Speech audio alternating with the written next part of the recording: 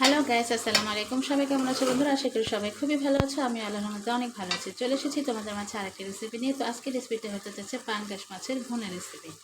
তো বন্ধুরা, পাঙ্গাসের ভুনা রেসিপিটা এর আগেও তোমাদের আমি দেখিয়েছি। সেটা হচ্ছে পাঙ্গাস মাছটা আমি ভেজে রান্না করেছিলাম, বাট আজকে কিন্তু ভাজা ছাড়া কীভাবে রান্না করবো সেটা তোমাদের সাথে শেয়ার করব।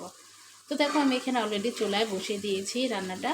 তো এখানে আমি প্রথমে তেল দিয়ে এখানে দিয়েছি পেঁয়াজ আর হচ্ছে কাঁচামরিচ, আর এখানে আমি একটা রসুন, ওই যেটাকে বিদেশি রসুন বলে, বড় বড় কোয়া। তো ওই রসুন একটা পোড়া নিয়েছি, একটু ছোটো সাইজের। পোড়াটা নিয়ে আমি এখানে একটু সেঁচে দিয়েছি। যেহেতু এখানে আমি আর কিছু দিচ্ছি না, আদা রসুন বাটা কিছু দিচ্ছি না, কিন্তু এখানে কিন্তু আমি জিরা গুঁড়ো দিচ্ছি বন্ধুরা, আর হচ্ছে এই রসুনটা দিচ্ছি।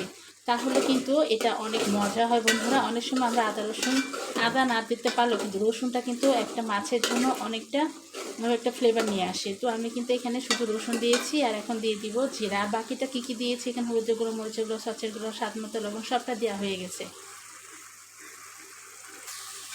তো বন্ধুরা দেখো, যে আমি এখানে জিরা গুঁড়ো দিয়ে দিয়েছি। এখন এটা ভালোভাবে মিক্সড করে নিব। তো এখন আমি এটা ঢেকে কিছুক্ষণের জন্য এটা কষিয়ে নিব ভালোভাবে বন্ধুরা। তাহলে এই যে মশলাটা দিয়েছি, এই মশলাটার একটা সুন্দর মিক্সড হয়ে একটা সুন্দর ফ্লেভার তৈরি হবে। তো এখন আমি এটা ঢেকে দিব কিছুক্ষণের জন্য। তো বন্ধুরা, এখানে আমি মাছটা লবণ দিয়ে রেখেছি, ভালো করে ধুয়েছি, কিন্তু এখনও ভালো করে ভাবে পানি দিয়ে ধুইনি। জাস্ট লবণ দিয়ে ধুয়ে অনেকক্ষণ মাখামাখি করেছি। এখন এটা ভালো করে ধুয়ে নিব পানি দিয়ে। তো বন্ধুরা দেখো, এটা কিন্তু কষানো হয়ে গেছে।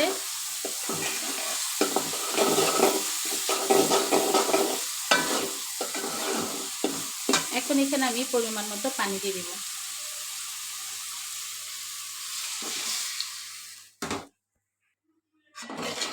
তো বন্ধুরা, পানিটা দিয়ে দিয়েছি।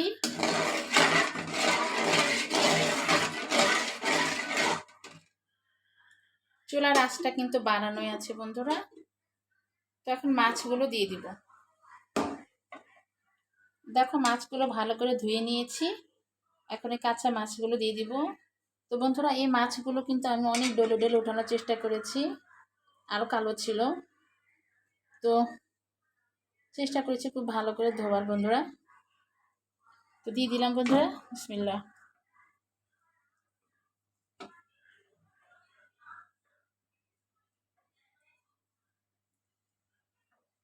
তো এইভাবে কিন্তু কাঁচা মাছ কিন্তু বেশি করে রসুন দিয়ে রান্না করলেও কিন্তু অনেক টেস্ট হয়। যারা আদা দিতে পারেনি তারা অবশ্যই কিন্তু রসুন দিবে, কারণ রসুন ছাড়া কিন্তু এই মাছ খাওয়াতে মজা লাগবে না। এমনিতে অনেকে কিন্তু এই মাছটা পছন্দ করে না, কিন্তু যারা পছন্দ করো তারা যদি ঘরে আদা বাটা না থাকে, ঝটপট রান্না করার ক্ষেত্রে জাস্ট রসুনটাও কিন্তু দিতে পারো। যদিও আমার কিন্তু ঝটপট দরকার ছিল না, আমি ইচ্ছে করে রসুনটা দিইনি, কারণ রসুন না, আদাটা দিইনি। যদিও বাটা ছিল না, আমি কিন্তু বেটে নিতে পারতাম, কিন্তু দিইনি, কারণ এখানে রসুন দিলেও কিন্তু পারফেক্ট হয়ে যাবে। তাই এটা একটা গোপন টিপস বলতে পারো বন্ধুরা। বিশেষ করে পাঙ্গাস মাছ যদি ভুনাও করো, তাহলে কিন্তু একটু রসুন দিতেই হবে। অন্য মাছ হলে কিন্তু না দিলেও চলে। আর যেহেতু জিরা গুঁড়ো দিয়েছি বন্ধুরা, আর কিছু লাগবে না। তো এখন আমি এটা ঢেকে দিয়ে রান্নাটা করব। শেষ পর্যন্ত দেখো, আশা করি তোমাদের খুবই ভালো লাগবে। তো বন্ধুরা, মাছগুলো একবার উল্টে দিব। একটু উল্টে না দিলে কিন্তু হবে না, যেহেতু ওই পাশটা আমাদের হয়ে গেছে, এই পাশটাও তো আমাদের পারফেক্ট হতে হবে বলো। তো সেই ক্ষেত্রে আমাদেরকে আস্তে আস্তে করে উল্টে দিতে হবে।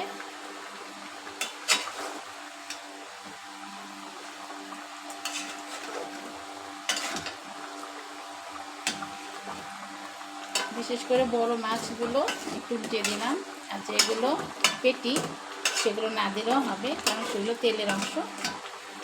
তো বন্ধুরা, এই পাঙ্গাস মাছ কিন্তু ছোট থেকে বড় সবাই খেতে পারবে। বিশেষ করে যাদের হার্টের সমস্যা আছে তারাও খেতে পারবে, কারণ এই তেলটা কিন্তু শরীরের জন্য ক্ষতিকর নয়। তো এই মাছটা সবাই খেতে পারবে। তো এই মাছটা রান্না করার ক্ষেত্রে যদি তোমরা এইভাবে সুন্দরভাবে রান্না করতে পারো, তাহলে কিন্তু মাছটা সবাই খাবে, কেউ গন্ধ ভুলতে পারবে না।